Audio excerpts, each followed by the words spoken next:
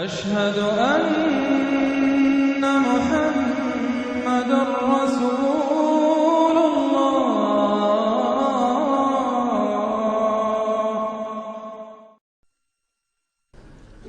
إذا جاءك المنافقون قالوا نشهد إنك لرسول الله والله يعلم إنك لرسوله والله يشهد إن المنافقين لكاذبون اتخذوا أيمانهم جنة فصدوا عن سبيل الله إنهم ساء ما كانوا يعملون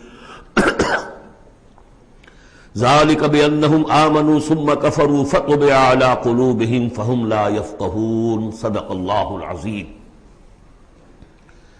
رب اشرح لي صدري ويسر لي أمري واحلل عقدة من لساني يفقهوا قولي۔ قرآن مجید میں جو مدنی صورتوں کا یہ سب سے بڑا گلدستہ ہے،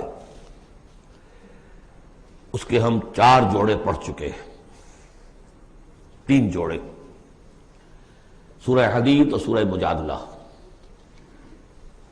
پھر سورہ حشر اور سورہ ممتحنہ، پھر مرکزی جوڑا سورہ صف اور سورہ جمعہ۔ سورہ صف میں نے ایک بات کہی تھی کہ بعد میں جائزہ لے لیں گے، اگر تو ایمان حقیقی اور جہاد فی سبیل اللہ کا راستہ انسان اختیار کرے، وہ تجارت جو اللہ نے بتائی ہے، هل ادلکم علی تجارت تنجیکم من عذاب علیم، اس کا کیا حل ہے، کیا تجارت ہے؟ تؤمنون باللہ ورسولہ وتجاہدون فی سبیل اللہ باموالکم وانفسکم، یہ اگر کرتے ہو تو عذاب علیم سے بھی چھٹکارا ہے، تمہارے گناہ بھی معاف کر دیے جائیں گے، جنتوں میں داخل کیے جاؤ گے، مساکن طیبۃ فی جنات عدن دیے جاؤ گے۔ ایک خاص حد تک تمہارے ایمان اور عمل صالح کی جب ہم جانچ پرکھ کر لیں گے اور ثابت ہو گئے کہ تم نے حق ادا کر دیا، تو دنیا میں نصرت بھی آئے گی، فتح بھی ملے گی، اور سب سے بڑی بات یہ کہ تم اللہ کے مددگار قرار پاؤ گے۔ نہیں کرتے ہو اور ایمان کے دعوے ہیں اور اللہ سے محبت کے اور رسول سے عشق کے، تو کبر مقتا عند اللہ ان تقولوا ما لا تفعلون، اللہ تعالیٰ کی بیزاری شدید ہوتی چلی جا رہی ہے تمہارے اس طرز عمل پر، اور آگ سے چھٹکارا پانے کا خیال تمہارا خود ساختہ خیال ہے، امید موہوم ہے، اس لیے کہ کلام جو ہے یہ محمل کلام نہیں ہے۔ هل ادلکم علی تجارت تنجیکم من عذاب علیم، وہ تجارت تمہیں بتائی جائے جو عذاب علیم سے چھٹکارا دلا دے، وہ نہیں کرتے ہو اور چھٹکارا ہو گیا تو پھر یہ کلام غلط ثابت ہو گیا، پھر یہ کلام محمل ہے، بے معنی ہے۔ کرتے ہو تو سب کچھ ہے، اس کو کہتے ہیں ہماری فزیولوجی میں آل اور نن لا، وہ چیز ہوگی تو پوری ہوگی، نہیں ہوگی تو زیرو ہو جائے گی، پرسنٹیج نہیں ہے بیچ میں۔ مسلز کے بارے میں، یہ والنٹری مسلز جو ہوتے ہیں، ان کی کنٹریکشن جو ہوتی ہے آل اور نن، اگر تو سٹیمولس پورا مل جائے گا تو پوری کنٹریکشن ہوگی، اور اگر وہ سٹیمولس جو ہے کم ہے تو بالکل نہیں ہلے گا وہ، یہ نہیں کہ وہ درمیان میں، آل اور نن لا۔ اچھا، اس کے لیے جو آدمی چاہیے کیسے ٹرین کرنا، کیسے تیار کرنا، وہ سورۃ جمعہ۔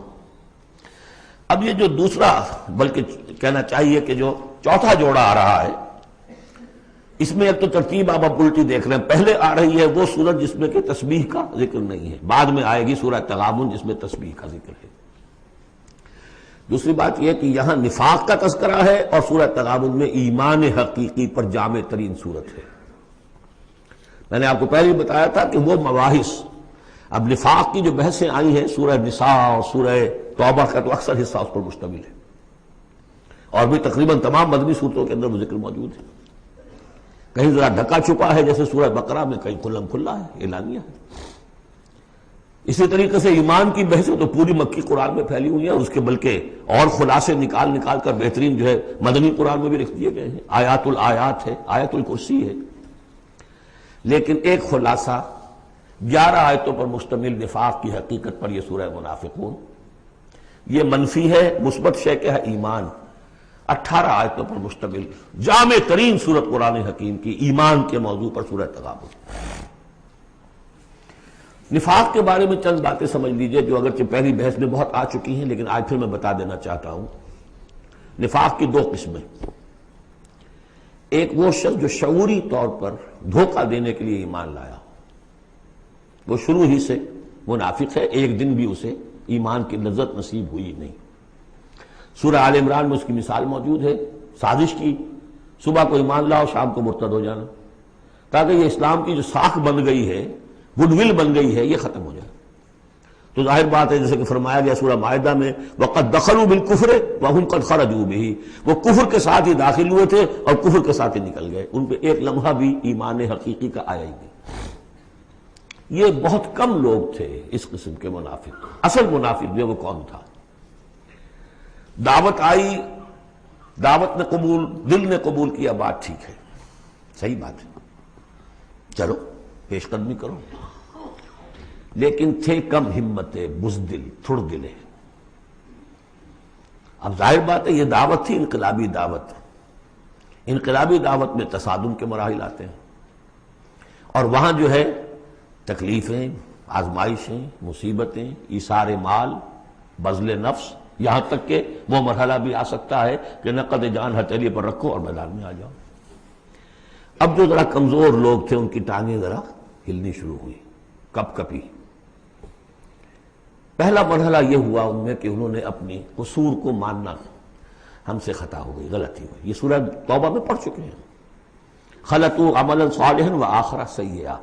اب یہ ہے کہ کسی وقت اچھے کام بھی کر رہے ہیں، کسی وقت کوئی برا کام بھی کر دیا، کبھی کوئی لبیک بھی کہہ دیا، کبھی کہیں کھسک گئے، لیکن اپنی غلطی مان لی کہ حضور ہم سے غلطی ہوئی، ہم کوئی جھوٹا بہانہ نہیں بناتے، آپ جو سزا چاہیں دے لیں، ہم حاضر ہیں۔ اس درجے کو کہیں گے ضعف ایمان، یہ نفاق نہیں ہے، ضعف ایمان۔ اگلا درجہ آتا ہے جب آدمی کی جو جھوٹی عزت نفس ہے، اخذت العزت بالاسم، وہ جھوٹی عزت نفس اسے کہتی کب تک مانو گے اپنی خطائیں، تو جھوٹا بہانہ کر دیا کرو، یہ تھا مسئلہ، وہ تھا مسئلہ، یوں تھا، ایسا تھا، خدا کی قسم نہیں، وہ تیسرا مرحلہ ہے۔ جھوٹا بہانہ جہاں شروع کیا نفاق شروع ہو گیا۔ لہذا منافقین کے ضمن میں ہمیشہ آپ کذب کذب کذب اس کو دیکھیں گے۔ اگلا مرحلہ آیا، انہوں نے دیکھا کہ یہ تو اب ہماری قسم، ہم جو بہانہ بناتے تو لوگ مسکراتے ہیں، کچھ وہ سمجھتے ہیں کہ یہ جھوٹا بہانہ بنا رہا ہے، لہذا قسمیں کھا کر مؤکد کیا اپنی قسموں سے۔ یہ سیکنڈ سٹیج میں ٹی بی آ گئی، نفاق کی T B in second stage, جھوٹا بہانہ فرسٹ سٹیج، جھوٹی قسم سیکنڈ سٹیج۔ ایک عرصہ آتا ہے کہ اس کے بعد اس پر بھی اعتماد لوگوں کا اٹھ جاتا ہے، تو اب ان کے اندر ایک شدید قسم کا ریئیکشن پیدا ہوتا ہے، ایمان اور اہل ایمان کی دشمنی پیدا ہو جاتی ہے، اور یہ دشمنی سب سے زیادہ ٹارگٹ کرتی ہے قائد کو۔ اس نے ہمارے لیے ساری مصیبت کھڑی کر دی، ہم آرام سے اپنے مدینے میں آباد تھے، رہ رہے تھے، یہ آ گیا، اس نے آ کر یہ سارا جو ہے معاملہ ہمارے لیے، بھائی کو بھائی سے جدا کر دیا، خاندانوں میں رفت پیدا کر دی۔ اب ہماری دوستیاں تھیں ان سے اوس اور خزرج کی دوستیاں تھیں، ان تمام یہودی قبائل سے ہمارے وہ سارے حلیفی تعلقات ٹوٹ گئے، تو وہ ساری دشمنی جو ہے اب یہ عداوت بن جاتی ہے اہل ایمان کی، اور خاص طور پر اہل ایمان کے قائد جو اس وقت کون تھے؟ محمد رسول اللہ۔ دس از دی تھرڈ سٹیج۔ یہ ٹی بی کی وہ تھرڈ سٹیج ہے جو پہلے کبھی ہو جاتی تھی تو ہم سمجھتے تھے کہ اب یہ لا علاج ہے۔ یہ ہے نفاق کی اصل حقیقت۔ اسی لیے اس وقت جو لوگ کسی تحریکی تصور سے آشنا ہی نہیں، انقلابی تصور دین ان کے سامنے آیا ہی نہیں، وہ منافق نہیں ہو سکتا، وہ ضعیف الایمان آدمی ہے۔ لیکن جو شخص ایک مرتبہ کسی تحریک کو، انقلابی تحریک کو قبول کر کے آگے آ جائے، اب وہ منافق ہو جائے گا اگر وہ ٹھیک نہیں چلتا ہے۔ یہ بات میری جو ہے آج پلے باندھ لیجئے۔ عام اس وقت مسلمان منافق نہیں، انہیں پتہ ہی نہیں کہ دین کا تصور یہ ہے، دین کا یہ مطلب ہے، مولویوں نے سمجھایا ہی نہیں۔ دین کا نام ہے نماز، روزہ، اور لیلۃ القدر مل گئی تو بیڑا پار، ساری زندگی کے سارے گناہ معاف۔ انہیں تو یہ تصور دیے گئے، حج کرائے تو پاک ہو کے آ گئے، اور عمرہ کیا تو پاک ہو کے آ گئے۔ باقی یہ کہ تم جس طرح چاہو کماؤ، ہمارے نذرانے آنے چاہیے، اللہ اللہ خیر صلی اللہ، وہ پیر ہوں یا علماء ہوں۔ لہذا وہ بھی چاہ رہے، وہ منافق و رابل نہیں ہے، وہ ضعیف الایمان ہے، جو بھی ہے وہ اللہ تعالیٰ جو معاملہ ان سے کرے۔ جو شخص کسی حقیقی انقلابی اسلامی تحریک سے متعلق ہو جائے، اس کو حق سمجھ کر، پھر اگر وہ پیچھے ہٹ رہا ہے اس لیے کہ قائد میں اسے کوئی چیز ایسی نظر آئی کہ یہ تو غلط کار انسان ہے، دھوکے باز انسان ہے، ٹھیک ہے، پیچھے ہٹ جانا چاہیے۔ اگر یہ طریقہ کار جو اس نے بتایا تھا یہ اس سے منحرف ہو گیا ہے، پیچھے ہٹ جانا چاہیے۔ جو اس نے طریقہ کار بتایا تھا اس وقت ہمیں معلوم ہوا تھا ٹھیک ہے، لیکن اب ہم سمجھتے ہیں کہ ٹھیک نہیں ہے، پیچھے ہٹ جانا چاہیے۔ یہ سب ٹھیک، اس میں نفاق نہیں ہوگا، لیکن محض اس لیے کہ اب مشقت کرنی پڑ رہی ہے، محنت کرنی پڑ رہی ہے، اپنے کیریئر پر آنچ آ رہی ہے، اپنے لیے جو ہیں اور زندگی کی لذتیں جو ہیں ان میں ہمارا گھاٹا پڑ رہا ہے، جائیے کہ کبھی امیر نے ڈانٹ دیا ہے، یہ تو ہوتا ہے جماعتوں کے اندر، ہوتا ہے، زجر بھی ہوتی ہے، توبیخ بھی ہوتی ہے۔ حضور نے یہاں تک بھی کہا کہ میرا جی چاہتا ہے کہ جو لوگ نہیں آتے فجر کی نماز میں کسی اور کو یہاں پر امام بنا کر کھڑا کر دوں اور جا کر ان کے گھروں کو آگ لگا دوں، یہ بھی تو کہا ہے محمد رسول اللہ صلی اللہ علیہ وسلم۔ تو بہرحال اس وجہ سے اگر کوئی پیچھے ہٹا تو وہ اس پروسیس میں آ جائے گا، اس کو اچھی طرح سمجھ لینا چاہیے۔ بسم اللہ الرحمن الرحیم، اذا جاءک المنافقون قالوا نشهد انک لرسول اللہ۔ اے نبی جب آپ کے پاس آتے ہیں منافق اور وہ کہتے ہیں کہ ہم گواہی دیتے ہیں، ہم کہتے ہیں، ہم اقرار کر رہے ہیں کہ آپ اللہ کے رسول ہیں، واللہ یعلم انک لرسول، اللہ جانتا ہے کہ آپ اس کے رسول ہیں، اللہ سے بڑھ کر اور کون جانتا ہے کہ آپ اللہ کے رسول ہیں، لیکن واللہ یشہد ان المنافقین لکاذبون، اللہ گواہی دیتا ہے کہ یہ منافق جھوٹے ہیں، یہ دل سے بات نہیں کہہ رہے۔ اتخذوا ایمانہم جنۃ، پہلی سٹیج کاذبون کے حوالے سے یہ جھوٹے ہیں، نفاق کی پہلی سٹیج۔ پھر انہوں نے اپنی قسموں کو ڈھال بنا لیا، اتخذوا ایمانہم جنۃ فصدوا عن سبیل اللہ، انہوں نے اپنی قسموں کو ڈھال بنا کر اور اللہ کے راستے سے رک گئے۔ خدا کی قسم یہ مسئلہ تھا، میں اس لیے نہیں جا سکا، میری بیوی بیمار تھی، کوئی دیکھنے بھالنے والا نہیں تھا۔ انہم ساء ما کانوا یعملون، یہ بہت ہی برا کام ہے جو کر رہے ہیں۔ ذالک بانہم آمنوا ثم کفروا، یہ وہ لوگ ہیں جو ایمان لا کر کافر ہوئے ہیں، یہ وہ لوگ نہیں ہیں جو دھوکے ہی سے ایمان میں داخل ہوئے تھے۔ تھوڑی سی پونجی انہیں ملی تھی ایمان کی، آئے تھے، اس وقت بدنیت نہیں تھے، ان کی فطرت نے اپیل کیا تھا اس دعوت نے، لیکن اب جو پاؤں ان کے ہلے ہیں وہ انہیں کیا پتا تھا کہ یہ شہادت گاہ الفت میں قدم رکھنا ہے، لوگ آسان سمجھتے ہیں مسلمان ہونا، یہ تو انہیں معلوم نہیں تھا، یہ تو معلوم نہیں تھا۔ وَلَنَبْلُوَنَّكُمْ بِشَيْءٍ مِّنَ الْخَوْفِ وَالْجُوعِ وَنَقْصٍ مِّنَ الْأَمْوَالِ وَالْأَنفُسِ وَالثَّمَرَاتِ وَبَشِّرِ الصَّابِرِينَ، وہ تو بن گئے تھے مسلمان، جیسے آئے حضور، پورے اوس و خزرج کے قائدین ایمان لا چکے تھے، سارا قبیلہ لے آیا، ٹھیک ہو گیا، انہیں کیا پتا تھا کیا کچھ آ رہا ہے اس کے پیچھے۔ یہ ایمان جو ہے یہ تو یوں سمجھیے کہ ٹپ آف دی آئس برگ ہے، اس کے نیچے جو اصل برگ جو آیا ہے برف کا تودا، تو وہ پھر ان کے پاؤں ہے، اس میں بھی جب تک اقرار ہو اپنے تقصیر کا تو وہ ذوف ایمان کہلائے گا، نفاق نہیں۔ خذ من اموالہم صدقۃ تطہرہم وتزکیہم بہا، ایسے لوگوں کا علاج بھی سورہ توبہ میں آ چکا ہے۔ لیکن جھوٹ بہانا پہلی منزل، جھوٹی قسم دوسری منزل، اور پھر عداوت آگے آئے گی چل کر اسی صورت میں۔ ذالک بانہم آمنوا ثم کفروا، یہ اس لیے کہ ایمان لائے پھر کفر کیا۔ فطبع علی قلوبہم، اب اللہ نے ان کے دلوں پر مہر کر دی ہے۔ فہم لا یفقہون، اب یہ تفقہ حقیقی تفقہ سے خالی ہو چکے۔ وَإِذَا رَأَيْتَهُمْ تُعْجِبُكَ أَجْسَامُهُمْ، جب اے نبی آپ انہیں دیکھتے ہیں ان کے جسم آپ کو بڑے اچھے لگتے ہیں، بڑے تن و توش والے ہیں۔ وَإِن يَقُولُوا تَسْمَعْ لِقَوْلِهِمْ، جب وہ آپ سے بات کرتے ہیں تو آپ بڑے غور سے سنتے ہیں۔ چودھری لوگ جو ہوئے، سرمایہ دار بھی ہوئے، چودھری بھی ہوئے، تو ان کی حیثیت ہے تو آپ توجہ سے سنتے ہیں ان کی بات۔ كَأَنَّهُمْ خُشُبٌ مُّسَنَّدَةٌ، اے نبی یہ تو ان سوکھی لکڑیوں کے مانند ہیں جو اپنے بل پر نہیں کھڑی ہوا کرتی، انہیں ٹیک لگا کر کھڑا کیا جاتا ہے۔ یحسبون کل صیحۃ علیہم، اندر سے اتنے بودے ہیں کہ ذرا سی آہٹ ہوتی ہے تو ان کی جان پر بن جاتی ہے، وہ سمجھتے ہیں کہ پھر آئی کوئی مصیبت، کہیں اور سے پھر شاید کوئی حملے کی خبر آ رہی ہے اور پھر کوئی جنگ ہوگی، پھر کہیں گے نکلو اللہ کی راہ میں۔ یحسبون کل صیحۃ علیہم، اپنے اوپر ہی سمجھتے ہیں ہر آہٹ کو۔ ہم العدو، یہ تیسری سٹیج ہے، یہ اب اصل دشمن یہ ہے۔ باہر کا دشمن جو آ رہا ہے ابو جہل لشکر لے کر یا ابو سفیان لشکر لے کر، وہ اتنا خطرناک نہیں جتنے کہ یہ ہے، یہ مارے آستین ہے، یہ اندر سے ڈنک مارنے والا۔ ہم العدو، اصل دشمن یہ ہے۔ فاحذرہم، ان سے بچ کر رہو، چوکس رہو، چوکنے رہو، چاہے معاف کرتے رہو، یہ بات دوسری ہے۔ حضرت مسیح کا قول آپ کو سنا چکا ہوں کہ فاختہ کے مانند بے ضرر، لیکن سانپ کے مانند ہوشیار رہو. سانپ چوکنا کتنا ہوتا لیکن سانپ ضرر بھی پہنچا دیتا ہے. تم چوکنے تو ویسے رہو جیسے سانپ ہوتا ہے، بے ضرر ایسے رہو جیسے کہ فاختہ ہوتی ہے. حضور کی یہی شان تھی. جس نے آگے جھوٹی قدم کھائی جھوٹا، ٹھیک ہے بھائی جاؤ، ٹھیک ہے. مروت، شرافت، جس پر کہ پھر اللہ کی طرف سے گرفت بھی آ گئی. عفا اللہ عنک لما اذنت لهم، اللہ معاف کرے آپ کو، یا اللہ نے آپ کو معاف کر دیا، کیوں آپ نے ان کو اجازت دے دی.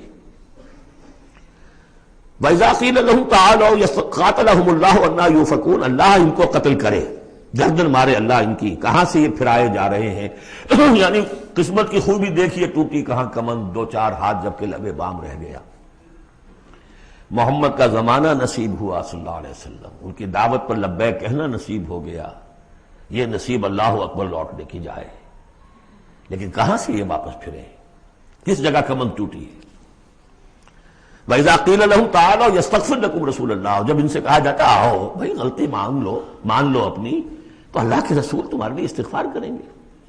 تو رسول کی دشمنی تو ان کے دل میں بنی ہوئی ہے، کیسے آئیں. جب کہا جاتا آؤ تمہارے لیے اللہ کے رسول استغفار کریں گے اللہ سے، لَوَّوْا رُؤُوسَهُمْ، وہ اپنے سروں کو مٹکا، جی آئیں گے ٹھیک ہے ذرا میں بعد میں آؤں گا. وَرَأَيْتَهُمْ يَصُدُّونَ وَهُمْ مُسْتَكْبِرُونَ، اور آپ دیکھتے ہیں انہیں کہ وہ رک جاتے ہیں، آتے نہیں. تکبر ہے، مستکبرون. اب نبی کے سامنے جا کے روز اپنی خطاؤں کو ہم اعتراف کرتے رہے. ہماری بھی کوئی عزت نفس ہے، یہ کیا ہے جس وقت چاہا ہمیں ڈانٹ دیا. آخر یہ کہ عزت نفس ہے ہماری بھی. سواء علیہم استغفرت لہم ام تستغفر لہم ام لم تستغفر لہم، برابر ہے ان کے لیے نبی، چاہے آپ ان کو معاف فرمائیں، آپ استغفار کریں چاہے نہ کریں، لن یغفر اللہ لہم، اللہ ان کو ہرگز معاف نہیں کرے گا. اس سے اگلی سٹیج میں یہ آیت آ چکی ہے سورہ توبہ میں، استغفر لہم او لا تستغفر لہم ان تستغفر لہم 70 مرۃ فلن یغفر اللہ لہم. اب اے نبی ان کے لیے تو چاہے آپ استغفار کریں چاہے نہ کریں، آپ 70 مرتبہ بھی استغفار کریں گے تب بھی اللہ ان کو معاف نہیں کرے گا. اور حضور کی مربت دیکھیے، حضور فرماتے ہیں کہ اگر مجھے یہ معلوم ہوتا کہ 70 سے زیادہ مرتبہ استغفار کرنے سے ان کی نجات ہو جائے گی تو میں 70 سے زیادہ مرتبہ استغفار کرتا. لیکن یہاں 70 مراد نہیں ہے، 70 سے مراد جتنی چاہے آپ استغفار کر لیں. ہم الذین، اب یہ عداوت کا جو ہے ان کا جو نقشہ ہے، یہ واقعات پیش کیے جا رہے ہیں. ایک غزوے سے واپسی پر دو مسلمانوں کی کچھ لڑائی ہو گئی، ایک مہاجر تھے اور ایک تھے انصاری. اب وہ پانی بھرنے پر کہیں، بلکہ ان کی بھی نہیں، ان کے خادموں کی لڑائی ہو گئی تھی. اس کو وہاں منافقوں نے اچھال دیا، مہاجرین اور انصار کا جھگڑا بنا دیا، اور کہا اس وقت آ کے عبداللہ ابن ابی نے، دیکھو تم نے اصل میں اے انصار، اے مدینے والو، یثرب والو، تمہاری مثال تو وہی ہے جو کہتے ہیں کہ سمن کلبک یا کو لوگ اپنے کتے کو کھلا پلا کے موٹا کرو کہ کبھی تمہیں ہی کاٹے گا. تم نے ان کو جگہ دی، پناہ دی، کھلایا پلایا، اب یہ تمہارے سر کو آ رہے ہیں، غریبانوں کو آ رہے ہیں. خدا کی قسم اگر ہم مدینے پہنچ گئے تو ان ذلیلوں کو وہاں سے نکال باہر کریں گے. ان کی یہ جرت، انصاری کا خادم اور ایک مہاجر کا خادم لڑے ایک انصاری کے خادم سے. ہم نے پناہ دی، اپنے ٹکڑے کھلائے ان کو، اپنی جگہ دی، اور آج یہ ہمارے سروں کو آ رہے ہیں، ہمارے منہ کو آ رہے ہیں. یہ بکواس اس نے کی. وہاں موجود تھے ایک نوجوان زید بن ارقم، انہوں نے جا کے حضور کو بتا دیا. حضور نے بلایا، نہیں جی جھوٹ پتہ میں نے نہیں کہا، یہ چھوکرے نے پتہ نہیں کہاں سے سن لیا، یہ چھوکرا کیا ہے یہ، اور آپ اس کی بات مان رہے ہیں میرے معاملے میں. خاموش رہے حضور. پھر یہ آیات اتر گئی جس نے چھوکرے کو صحیح ثابت کیا کہ کہا انہوں نے یہ. تو حضور نے فرمایا کہ لڑکے کے کان نے غلط نہیں سنا تھا. لیکن ایک بات نوٹ کر لیجئے، ان معاملات میں بھی حضور کوئی اقدام نہیں کر سکے عبداللہ ابن ابی کے خلاف. یہ نوٹ کرنے کی بات ہے. یہ جو لوگ سمجھتے ہیں کہ مکمل سٹیٹ قائم ہو چکی تھی مدینے میں، فوراً حضور کے جاتے ہی بڑی حماقت کے اندر مبتلا ہے. یہ ضرور ہے کہ حضور کو وہاں ایک حیثیت حاصل ہو گئی، لیکن جو تصور ہمارا ہے اس زمانے میں سٹیٹ، ریاست میں کبھی یہ ہو سکتا ہے کہ فوج میں سے 1000 میں سے 300 بھاگ جائیں، ان سے کوئی باز پرس بھی نہ ہو بعد میں. Is it possible؟ آج کی جدید ریاست میں کہیں یہ ممکن ہے کہ آپ کہیں اور عدالت، کسی اور عدالت میں اپنا مقدمہ لے جائیں؟ محمد کی عدالت میں نہیں جانا چاہیے، ہمیں تو یہودیوں کی عدالت میں جانا ہے. منافقین یہ کرتے تھے، کوئی پکڑ نہیں تھی. پکڑ کب شروع ہوئی ہے؟ فتح مکہ کے بعد. اب یہ اس کی خوش قسمتی تھی عبداللہ ابن ابی کہ اس سے پہلے یہ واصل جہنم ہو گیا خود ہی، ورنہ یہ کہ فتح مکہ کے بعد ریاست قائم ہوئی ہے. یہی وجہ کہ اس کے بعد پھر جب جنگ کا اعلان ہوا ہے تو جو نہیں گئے ان سے باس پرس ہوئی ہے، حساب کتاب ہوا، اس سے پہلے نہیں. تو اصل میں اسٹیٹ جو ہے عبداللہ ابن ابی کا یہاں پہ بھی خاموش. ایک موقع پر جب کہ تہمت کا معاملہ چل رہا تھا تو ایک دفعہ حضور کے زبان مبارک سے ایسے الفاظ میں نکل گئے، دکھا دل، کہ کیا کوئی شخص نہیں ہے کہ جو مجھے اس ایذا رساں شخص جو ایذا پہنچا رہا ہے اس کی ایذا سے بچا سکے. اب انڈیا ظاہر تھا صاف کہ کیا کوئی شخص اس کو قتل نہیں کر سکتا. اب واقعات مختلف آتے ہیں. ایک واقعے میں تو یہاں تک آتا ہے کہ سعد ابن معاذ موجود تھے، حضور نے انہوں نے کہا کہ حضور آپ مجھے حکم دیجیے میں قتل کرتا ہوں. سعد ابن عبادہ تھے، وہ خزرج میں سے تھے. وہ فوراً تم یہ اس لیے کہہ رہے ہو کہ وہ خزرج کا آدمی ہے. تو معلوم یہ ہوا کہ وہ جو قبائلی عصبیتیں تھیں کسی نہ کسی درجے میں ابھی موجود تھیں. ایک دن میں صاف نہیں ہوتی یہ چیزیں. پھر حضرت سعد ابن عبادہ کہتے ہیں حضور سے، حضور اس شخص کے معاملے میں نرمی کیجئے. اصل میں اس شخص کو ہم بادشاہ بنانے کا فیصلہ کر چکے تھے، اس کے لیے ہم تاج تیار کر چکے تھے. آپ آئے تو اس کے سارے خواب جو ہیں وہ بکھر گئے.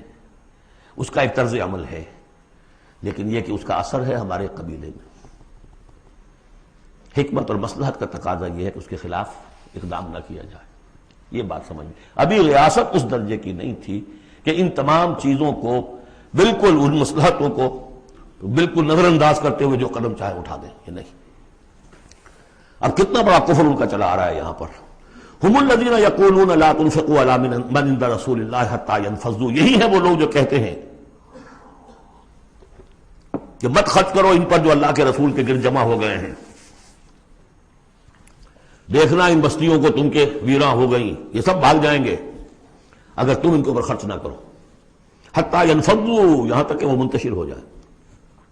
وَلِلَّهِ خَزَائِنُ السَّمَاوَاتِ وَالْأَرْضِ، حالانکہ اصل خزانے کائنات کے آسمان اور زمین کے اللہ کے اختیار میں ہیں. وَلَٰكِنَّ الْمُنَافِقِينَ لَا يَفْقَهُونَ، لیکن ظاہر بات ہے کہ منافقین اس کا فہم نہیں رکھتے.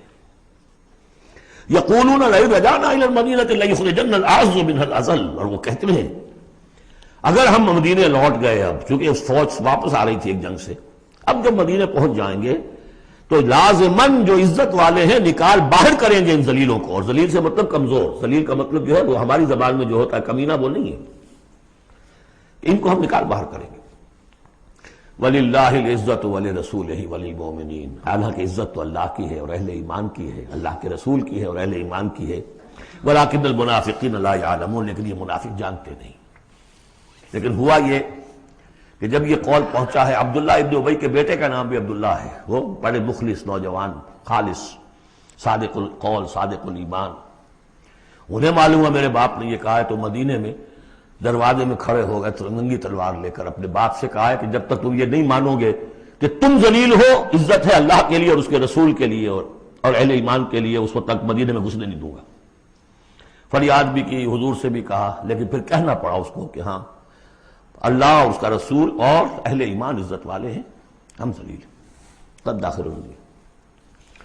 یہ 8 آیات ہیں حقیقت ایمان، اس کی اصل بیماری، اس کی سٹیجز، پروگنوسس کہ کہاں تک یہ لے جا سکتی ہے بیماری کہ رسول کا استغفار بھی مفید نہ رہے.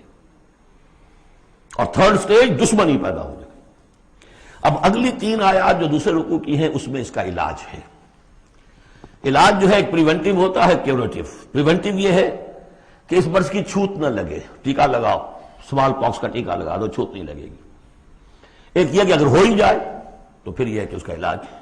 پریونٹیو کیا ہے؟ یا ایھا الذین آمنوا لا تلھکم اموالکم ولا اولادکم عن ذکر اللہ. اہل ایمان تمہیں غافل نہ کرنے پائے تمہارے اموال اور تمہاری اولاد اللہ کی یاد سے. وَمَن يَفْعَلْ ذَلِكَ فَأُولَٰئِكَ هُمُ الْخَاسِرُونَ، اور جو کچھ یہ کریں گے تو وہی خسارے میں رہیں گے. اب ذکر سے مراد صرف وہ ذکر نہ سمجھیے تسبیح. اللہ یاد رہے، اپنا فرض یاد رہے، آدمی چاق و چوبند رہے، اپنے فرض کی ادائیگی کے لیے کمر بستہ رہے، سب ذکر میں. جہاد سے غافل نہ کر دیں تمہارے مال اور اولاد. ان میں اتنا انہماک ہو جائے کہ وقت ہی نہیں، میں کیا کروں جی، وقت ہی نہیں. وقت کہاں سے آئے گا؟ آپ نے معبود بنا رکھا ہے اپنے سٹینڈرڈ آف لیونگ کو، سٹیٹس کو، سٹیٹس سمبل معبود ہے، اب اسی کو پوج رہے ہیں آپ صبح سے شام، اور رات کے اوقات میں بھی سوچ بچار اسی کی ہے، تب کہیں جا کر وہ سمبل جو ہے قائم رہتا ہے، تو کیسے ہوگا؟ اس کا جو ہے کیوریٹو ٹریٹمنٹ وہ کیا ہے؟ دیکھیے نفاق الف اس میں ڈال دیجئے، انفاق یہ اس کا علاج ہے، انفاق خرچ کرو خرچ کرو۔ نفاق کا اصل سبب کیا ہے؟ دنیا کی محبت، دنیا کا محبت کا سب سے بڑا مظہر کیا ہے؟ مال کی محبت، اور علاج بالمثل یہ ہوگا مال نکالو، یہ ہے اس کی اصل علاج۔ جیسے سورہ حدید میں ہم نے پڑھا تھا کہ زمین کے اندر ہل چلانا پڑے گا، ہل کیا ہے؟ ان المصدقین والمصدقات واقرضوا اللہ قرضا حسنا یضاعف لهم ولهم اجر کریم والذین آمنوا باللہ ورسلہ اولئک هم اب یہ گند نکال دو دل سے، پھر ایمان کا بیج پڑے گا تو لہلائے گی کھیتی، پھر صدیقیت کی طرف جاؤ چاہے شہادت کی طرف، یہ تمہاری استاد تباہ ہے۔ وَأَنفِقُوا مِمَّا رَزَقْنَاكُم مِّن قَبْلِ أَن يَأْتِيَ أَحَدَكُمُ الْمَوْتُ، اور خرچ کر دو اس میں سے جو کچھ ہم نے تمہیں دیا، اس سے پہلے کہ تم میں سے کسی کی موت کا وقت آئے۔ فَيَقُولَ، پھر وہ اس وقت کہے، رَبِّ لَوْلَا أَخَّرْتَنِي إِلَىٰ أَجَلٍ قَرِيبٍ، پروردگار اسے ذرا کچھ دیر کے لیے مؤخر کر دے۔ فَأَصَّدَّقَ وَأَكُن مِّنَ الصَّالِحِينَ، تو میں بڑی تصدیق کروں گا اور خیرات و صدقات سارا کچھ دے دوں گا، اور میں بالکل صالحین میں سے ہو جاؤں گا۔ وَلَن يُؤَخِّرَ اللَّهُ نَفْسًا إِذَا جَاءَ أَجَلُهَا، جب کسی جان کا وقت آ جائے گا، وقت معین، پھر اللہ اسے کسی صورت مؤخر نہیں کرے گا۔ قوموں کی اجل تو پھر بھی مؤخر ہوئی ہے، قوم یونس کی ہو گئی ہے، لیکن یہ کہ انفرادی اجل کبھی مؤخر نہیں ہوتی۔ وَاللَّهُ خَبِيرٌ بِمَا تَعْمَلُونَ، اور جو کچھ تم کر رہے ہو اللہ اس سے باخبر ہے۔ اب یہ تو تھا منفی نفاق، مثبت ہے ایمان۔ ایمان کے سلسلے میں جو باتیں سورہ حدید میں آئی تھیں، اب یہ پوری صورت، وہاں جو آیا تھا قتال اور جہاد اور حدید، یہ ساری چیزیں آئی تھیں نا، انزلنا الحدید، اور انبیاء کی بعثت کا مقصد، وہ سارا مضمون سورہ صف میں آ چکا ہے۔ اس کے لیے کیسے انسان آئیں گے وہ سورہ جمعہ میں آ چکا ہے۔ سورہ حدید میں بھی آیا تھا، هو الذی ينزل علی عبدہ آیات بینات لیخرجکم من الظلمات الی النور، وہی ہے اللہ جو نازل کر رہا ہے اپنے بندے پر آیات بینات تاکہ وہ نکالے تمہیں اندھیروں سے روشنی کی طرف۔